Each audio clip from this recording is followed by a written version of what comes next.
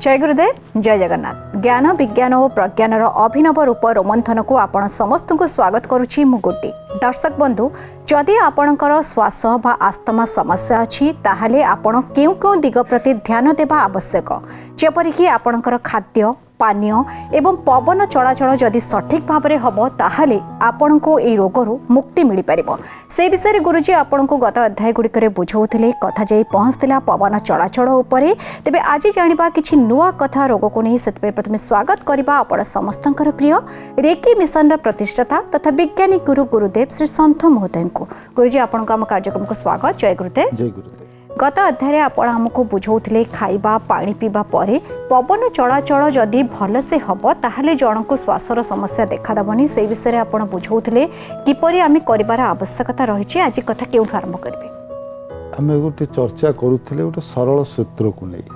सरल सूत्र कौन ना, ये शरीर सृष्टि पंचभूत एवं ये पंचभूतरु को भूत उपरे को प्रकार प्रभाव पड़िले बा तार मात्रा किते बढ़िले बा कमिले शरीर रे केमती रोग सृष्टि हुए एवं आमे से मात्रा को निज आयत्ताधीन रखिबा पाई हमको कौन कौन करबा उचित। जेमती आमे खाद्यर चर्चा कले, खाद्य पृथ्वी तत्व सहित जड़ित। खाद्यरु मेद सृष्टि हुए बा मेद जहाँ को आमे कहूचे पृथ्वी तत्व शरीर पाई। से विषय आमे चर्चा कले जे खाद्य केमिति हवा दरकार, केते समय तार जो खाद्य ग्रहण करिवार प्रक्रिया अच्छी, उभय खाद्य ग्रहण करिवा समय भितर केते तारतम्य रखा उचित, पानी केमिति ग्रहण करिवा दरकार, केते आवश्यकता अच्छी बा जल तत्व कथा।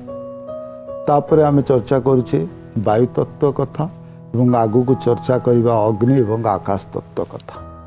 भाई शरीर रे आमे सम भाव रे केमिति तत्व गुड़ी को आवंटन करिबा एवं तत्व जेतिकी आवश्यक अछि बा जो तत्वर मात्रा जेतिकी आवश्यक अछि शरीर रे, यदि आमे ताको सठिक भाव रे ग्रहण करूचे एवं सठिक भाव रे शरीर रे तार स्थिरता रखी पारुचे ताले आमे रोगरु बंची पारिबा।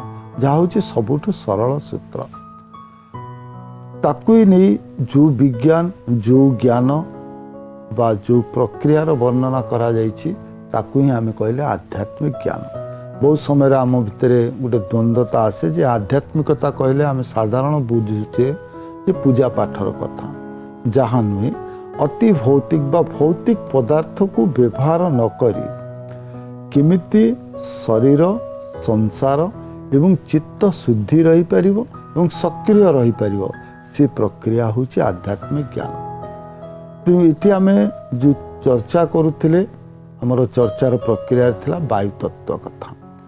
बस साधारण भाव में आम कहले श्वास रोग केतबेले हुए ना वायु चलाचल पथ बा एयरवेज रे जितेबाला ऑब्स्ट्रक्शन आसे सेतबेले आमको श्वास रोग हुए। तो ये ऑब्स्ट्रक्शन हबार कारण होची पंचतत्व भितर कौन सी तत्व रे यदि किछि परिवर्तन आसिला शरीर उपरे कुप्रभाव पड़िबो।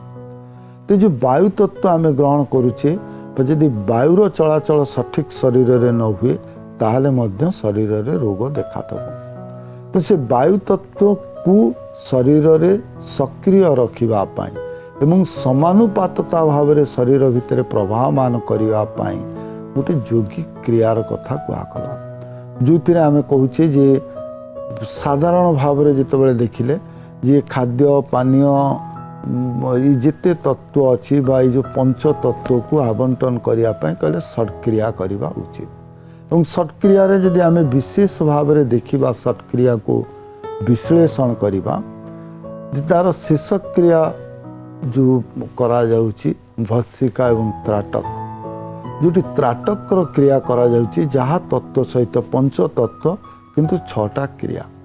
छटा क्रिया भितर आम जो देखुचे पांचटी क्रिया नेति धौती नौली बस्ती एवं भस्सिका, ये जो क्रिया गुड़िक अच्छी ये क्रिया गुड़िक पंच तत्व सहित जड़ित एवं ये पंच तत्व को समन्वय करने एकत्रीकरण करने जो षष्ठ क्रियार आवश्यकता अच्छी से हूँ त्राटक, जो आमको षट्क्रिया करने को पड़े।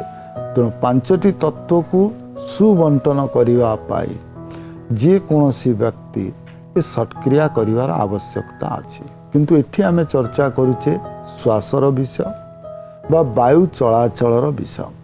ତ କ'ଣ ପ୍ରକ୍ରିୟା ଆମର ହେବା ଉଚିତ ଯଦ୍ୱାରା ଶରୀର ଭିତରେ ପବନ ଚଳାଚଳ ସଠିକ୍ ରହିବ ବା ଆମର ଶ୍ୱାସକ୍ରିୟା ଯେଉଁ ଆମେ ନିଶ୍ୱାସ ଏବଂ ପ୍ରଶ୍ୱାସର ଘଣ୍ଟା ଭିତରେ ବାନ୍ଧି ହେଇଛେ ସେ ଘଣ୍ଟା ପ୍ରପର୍ ଟ୍ୟୁନ୍ ମେଣ୍ଟେନ୍ କରିବ। ଯାହାର ଯୋଗ ପ୍ରକ୍ରିୟାରେ କୁହାଗଲା ଯେ ସବୁଠୁ ସହଜ ସରଳ ଏବଂ ସର୍ବଜନ ସମ୍ମତି କ୍ରମେ ତାକୁ ଗ୍ରହଣ କରାଯାଇଛି ସେ ହେଉଛି ନୀତିକ୍ରିୟା ବା ଆମ ଶରୀର ଭିତରେ ପବନ ଚଳାଚଳକୁ ସଠିକ୍ ରଖିବା ପାଇଁ ନୀତିକ୍ରିୟାର ଆବଶ୍ୟକତା ଅଛି, ଯେଉଁଥିରେ ଆମେ ଦୁଇଟି ପ୍ରକାର ଭେଦ ପାଇବା।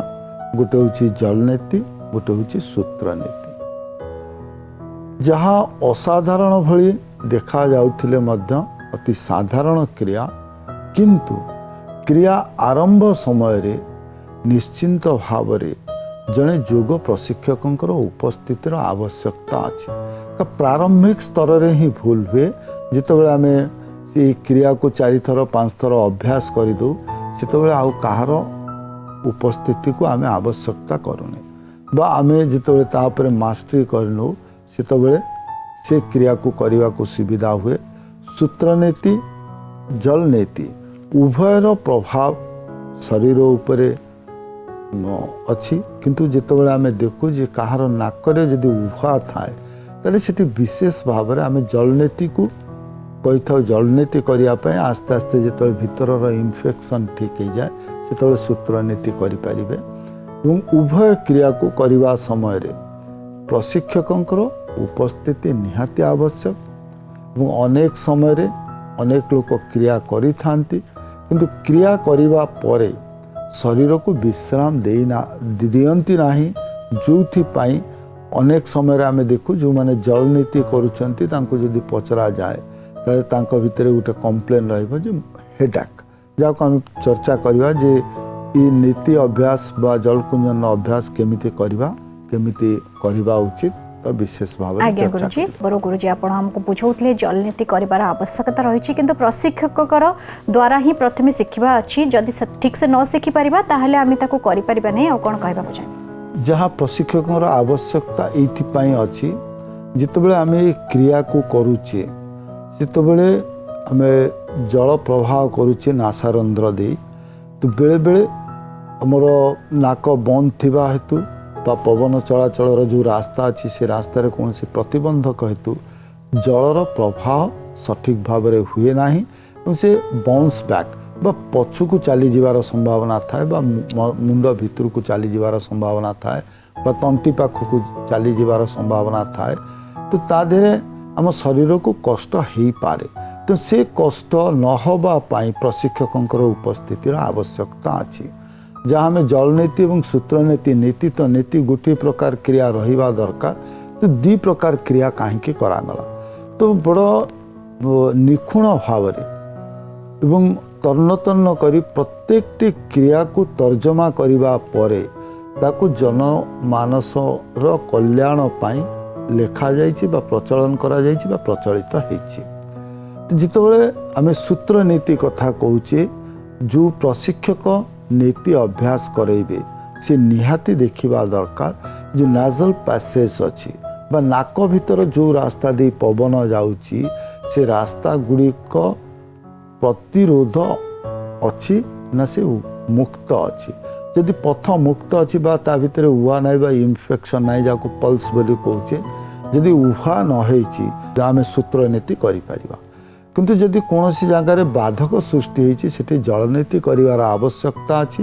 ଏବଂ କେତେ ପର୍ଯ୍ୟନ୍ତ ନା ସେ ଯେଉଁ ଭିତରେ ଉଭା ଅଛି ବା ଯେଉଁ ଫୁଲା ହେଇକି ଅଛି ସେ ଫୁଲା କମ୍ ହେବା ପର୍ଯ୍ୟନ୍ତ।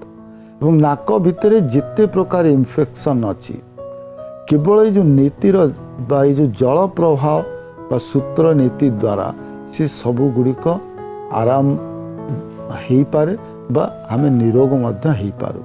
ଏଠି ପ୍ରଶ୍ନ ଆସିବା ଯେ ଖାଲି ପାଣିର ପ୍ରବାହରେ କେମିତି ରୋଗ ଭଲ ହେଇଯିବ? जे आमे जो पानीर प्रवाह करुचे से नाक भितर मध्य बहुत गुड़े ग्लैंड अच्छी जो ग्लैंड म्यूकस फॉर्मेशन करती एवं से नाल रे रोग प्रतिरोधक शक्ति एवं वायु को ताको विशोधित करिवार जो क्षमता से नाल रे अच्छी।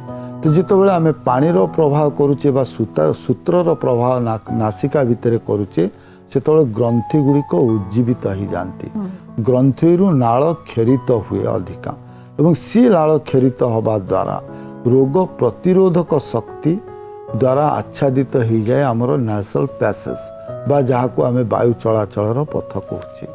तो जो वायु चलाचल पथ गुड़िक उपरे लाड़र प्रभाव आसे से तबले आमको से रोगरू मुक्ति दे पारे बा आमको आरोग्य करि पारे बा जो पवन चलाचल शरीर भितर सठिक हम से तबले रक्त विशोधित हम रक्त सठिक भाव में संचालित हम शरीर भितर थिबा प्रत्येक ग्रंथि सेमानंकर कार्य दक्षता प्रतिपादन करिबा पाई से माने निजको प्रस्तुत करि परिबे एवं सबुठु बड़ कथा होची जे मस्तिष्कर उपरे जो चाप आसुची जो स्ट्रेस एंड स्ट्रेन से जो चापयुक्त हो जाउची हमर मस्तिष्क से मस्तिष्क मध्य चाप मुक्त हो जदि आम केवल नीतिर अभ्यास करुचे बाइट आम वायु तत्वर कथा कहूचे बाहर कौनसी कारक कौनसी पदार्थ ग्रहण करी शरीर भितर प्रवेश करुवा माध्यम होची पवन।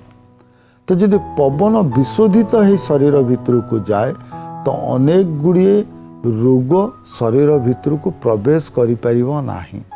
तो आरोग्य करवा पछ कथा जे किते सुदृढ़ पाचेरीटे आमे तैयारी करि परिबा जदि सठिक भाव में आमे नीतिर अभ्यास करि परिबा जोथि पई हमको अनेक समय आमे देखुचे आजिकल योगर अभ्यास आमे करुचे बा योग भली अनेक प्राचीन शास्त्र को एबे ग्रहण आमे आस्ते आस्ते कलेली प्राच्य सभ्यता ठू दूरे पुणी प्राच्य सभ्यतार कथा को आमे ग्रहण करुचे किंतु आमे गोटे बेसिक भूल करुचे बा गोटे मुख्य आमर भूल रोचे आमे योग अभ्यास करुचे योग आसन करुचे योग प्राणायाम करुचे एवं योग करुचे किंतु ये तीनिटी जाक करबा पाई हेले आम गोटे भित्तिभूमि रो आवश्यकता अछि और से भित्तिभूमि सात्विक होइतिबा दरकार सुस्थ होइतिबा दरकार एवं निष्कलंक होइतिबा दरकार। तो से जो शरीरटी प्राप्ति करिया पाई सत्क्रियार आवश्यकता अछि। अनेक समय रे आम माने प्राच्य साहित्य प्राच्य संस्कृति भितर को प्रवेश न करी बा ताको सठिक भाव में न बुझी भूल भाव में ग्रहण करुचे जो आम उपरे तार कुप्रभाव पड़ुची। तो योग शास्त्र को संपूर्ण बुझीबा दरकार। योग होची ऊपर स्तर कथा जो आम कहचे जे उत्तर पाद बा दी भाग रे विभक्त करा जाउची तीन भाग रे योग क्रिया को विभक्ति करा जाइची। प्रथमे अभ्यासगत तापर होची विभूति पाद तापर होची उत्तर पाद। तो उत्तर पाद जहाँ ऊपर स्तर रहा जमती आम कहले जे प्रथमे प्रत्याहार तापर धारणा तापर ध्यान तापर समाधि ये जो चारि पाद रहा ये होची योगर कथा। किंतु जिते आम ताकू अभ्यास न करी आम विभिन्न आसन अभ्यास करुचे से आम कहूँ योग अभ्यास करुचे जहाँ सठिक शब्द नुहे से होची योग आसन। तो योग आसन करूँ बा योग प्राणायाम करूँ बा योग करूँ तीनिटी कार्य करिबा पाई प्रथम आम भित्तिभूमि सठिक हवा दरकार बा सत्क्रियार आवश्यकता अछि। जो आम कौन कहे सत्क्रिया गोटे क्रिया कर दौचे जे शरीर पंच तत्व सृष्टि यदि आम केवल गोटे तत्व को शोधन करिबा आउ चारिटी तत्वर कुप्रभाव से तत्व उपरे मध्य पड़िबो तेणु शरीर शुद्ध हो पारिबो नाही। तो जो माने ये जो सत्क्रियार गोटे क्रिया कहते प्राय आम देखुचे जे भस्सिका बा त्राटक अन्य कथा नेति धौती नौली बस्ती आपको छाड़ी देकी दीटी क्रियार बर्तमान प्रचलन खूब देखुचे जहाँ कहले त्राटक कथा कहले से कहीपर भत्सिका कथा कहले कहीपर किंतु ये दीटी क्रिया को केवल जदि करा जाए ताहले मध्य शरीर को संपूर्ण शुद्धता प्रदान करिपरिबा नाही। तेणु संपूर्ण शुद्धता प्रदान करिया पई सत्क्रियार आवश्यकता अछि। सत्क्रिया करिबा निहाती दरकार। को देखा चिठी जरिया किए कौन जानवा चाहिए। ए चिट्ठी आसी पुरी लिखिं रोहिना दास।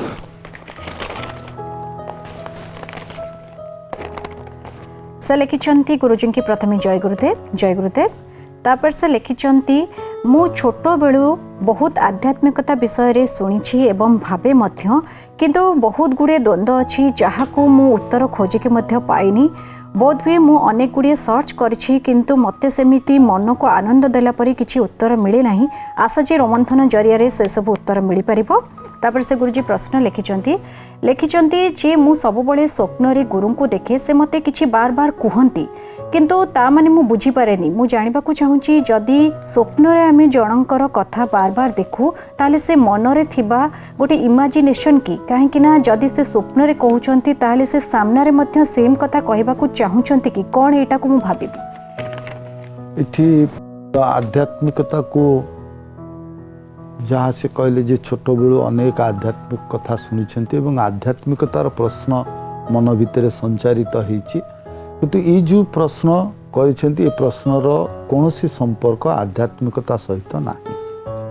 ये मनस्तत्व सहित ये प्रश्न जड़ित और मनुष्यर मनस्तत्व यह उत्पन्न जहाँ आम सरल भाव भागवत रे कहू बा भागवतर बाणी मन मोहर निज गुरु तो ई जगार ताहा सठिक भाव प्रযোज्य जे मन गुरु रूप रे निर्देश दौची बा निर्देशना आसुची मनरू केतबेले आसुची ना अवचेतन अवस्था रे थिबा समय रे कहीं से स्वप्न कौन देखुचंती बा कौन निर्देश पाउचंती ताको जानी पारुचंती तो से अचेतन अवस्था रे नाहंती ना चेतन अवस्था रे अछंती तो अर्ध चेतन अवस्था रे आसुचंती। अर्ध चेतन अवस्था रे कोनोसी स्वप्न देखिबार अर्थ से विषय रे गोटे मासरू नहीं 6 मास भितर जो गैप अच्छी स्वप्न देखिबार पूर्व अवस्था से पूर्व अवस्था रे से प्रकार चिंतन तांकर अवचेतन मन रे आसीछि एवं से प्रश्नर उत्तर से अर्धचेतन अवस्था रे पाउछंती।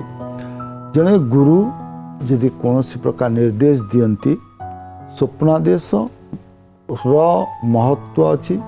भारतीय संस्कृति एवं परंपरा रे अनेक जगार आम देखीचे अनेक साधु संत महात्मा मध्य स्वप्न रे मंत्र प्राप्ति होइछंती एवं से मंत्र द्वारा से माने सिद्ध पुरुष भाव रे प्रमाणित मध्य होइछंती किंतु तार अर्थ नुहे जे जहाँ आम स्वप्न देखिबा से स्वप्न गुरु द्वारा निर्देशित होइथिबो। से स्वप्न जेहेतु आमर चिंतन अवचेतन मन रे अर्धचेतन अवस्था रे मन ही ताहार उत्तर दिए। मन निजर गुरु ही प्रकटित हुए।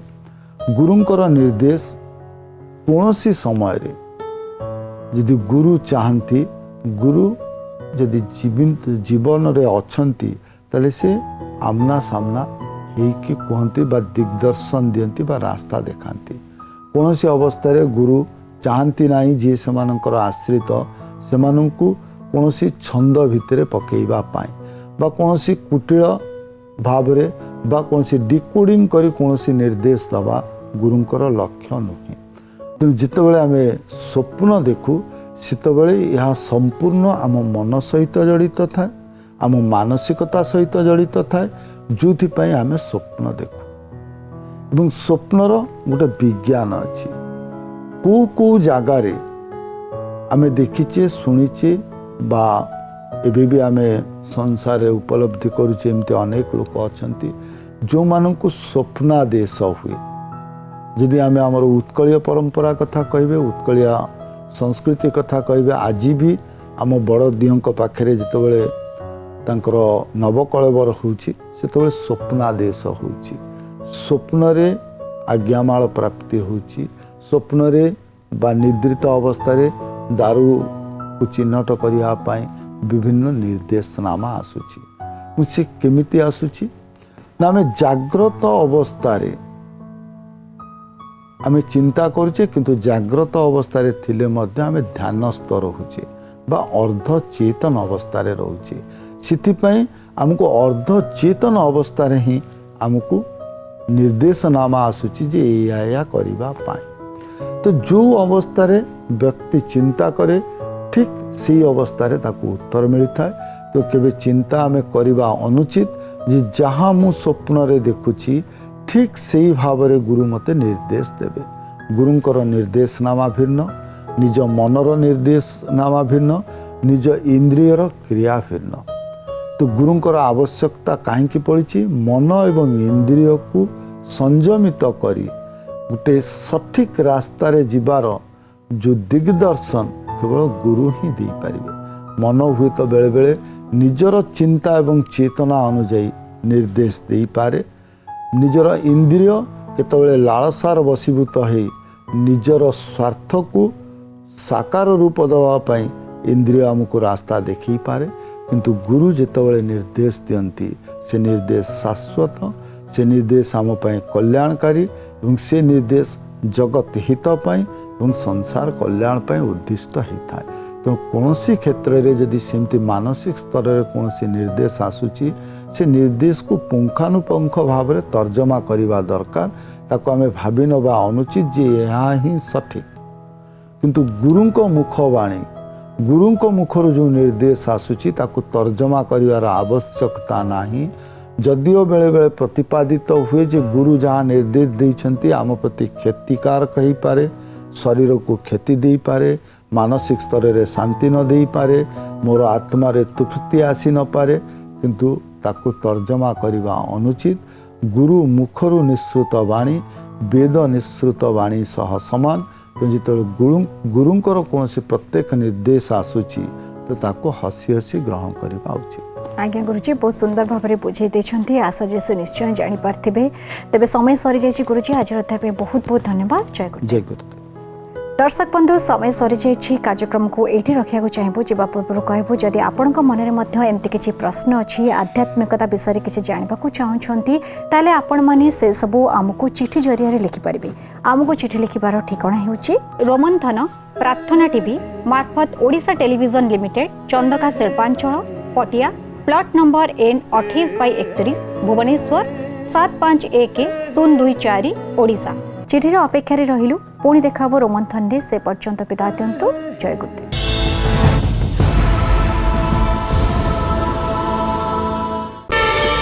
प्रार्थना आम आनंदर उत्सव।